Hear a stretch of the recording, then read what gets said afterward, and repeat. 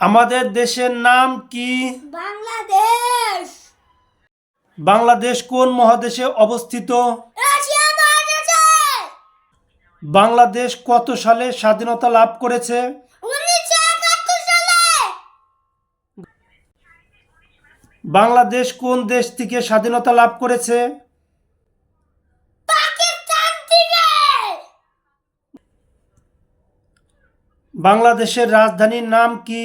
ঢাকা। বাংলাদেশের রাষ্ট্রভাষা কি? বাংলা ভাষা। বাংলাদেশের রাষ্ট্র ধর্ম কি? ইসলাম। টাকা বাক্কা ঢাকা। বাংলাদেশের মুদ্রার নাম কি? টাকা। বাংলাদেশে কয়টি জেলা আছে? 64টি। বাংলাদেশে কয়টি উপজেলা রয়েছে?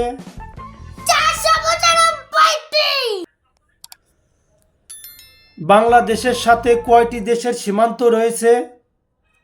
2টি। কি কি? ভারত ও মিয়ানমার।